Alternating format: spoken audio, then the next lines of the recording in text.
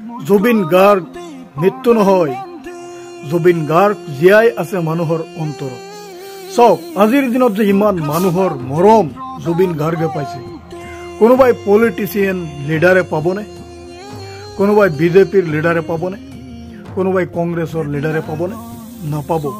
কাৰণ এওঁলোকৰ ৰাজনীতি হৈছে ধৰ্মক লৈ, এওঁলোকৰ ৰাজনীতি হৈছে ধৰ্মক লৈ, মানুহক লৈ টাৰ্গেট কৰা। আৰু জুবিনে কি কৰিছিল? ৰাজনীতিক সকলোতকৈ বেছি ঘৃণা কৰিছিল এই জুবিন গাৰ্গে। আৰু জুবিন গাৰ্গক মানুহে ইমানেই মৰম ভাল পোৱা দিছে। চাওক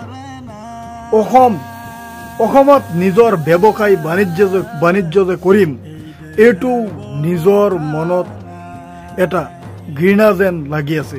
আজিৰ দিনত দোকান খুলিম, ব্যৱসায় কৰিম, মোৰ অন্তৰত কেনেকুৱা এটা ভাৱ লাগি আছে। আপোনাৰ অন্তৰত কেনেকুৱা লাগে সেইটো আপোনালোকে কমেণ্ট কৰক। চাওক লাগিলে হিন্দু হওক, মুছলমান হওক, বঙালী হওক, অসমীয়া হওক, যি বাকীৰে আপুনি নহওক, কিন্তু এটা কথা স্পষ্ট, চাওক যিজনে নিজকে মানুহ হিচাপে ভাবে, মানুহ হিচাপে জীয়াই থাকিব বিচাৰে, আৰু তেওঁক মানুহেই সন্মান কৰিব, তেওঁক মানুহেই সন্মান কৰিব। আৰু সন্মান চাওক আকাশে বতাহে, অসমে গাঁৱে ভূঞে, ভাৰতৰ বিভিন্ন কোণে কোণে জুবিনৰ সন্মান আপোনালোকে চাই আছে। কাৰণ তেওঁ আছিল এজন কণ্ঠশিল্পী, সুমধুৰ কণ্ঠধাৰী। আৰু এই সুৰ দানীয় বস্তু, ভগৱান বা আল্লাহে মানুহক দান কৰে এই সুৰ। আৰু এই সুৰ লৈ কেতিয়াও জুবিনে অহংকাৰ কৰা নাছিল। জুবিনে এই সুৰক লৈ মাত মাতিছিল, বাঙালীত মাত মাতিছিল, অসমীয়াত মাত মাতিছিল, উৰিষ্যাত মাত মাতিছিল, বিভিন্ন ভাষাত জুবিনে গান গাইছিলে।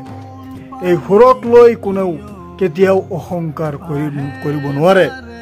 আৰু ইয়াৰ স্পষ্ট আপোনালোকে প্ৰমাণ চাওক, মানুহ হৈ জীয়াই থাকিলে মানুহেই ভাল পাব। আৰু যেতিয়া আপোনাক মানুহে ভাল পাব, তেতিয়া আপোনাৰ ভগৱান বা ঈশ্বৰ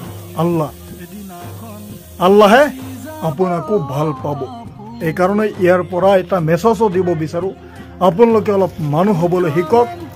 জুবিন গাৰ্গৰ নিচিনা হওক, লাগিলে আপোনাৰ সুৰ থাকক নাথাকক, আপুনি অন্তত মিঠা কথাৰে মানুহক মতা শিকক, মিঠা কথাৰে মানুহক আহ্বান কৰা শিকক, ন্যায়ৰ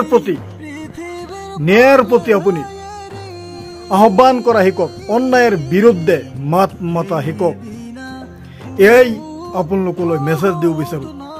গোটেই সমাজ, গোটেই ভাষা-ভাষী লোকে আপোনাক ভাল পাব।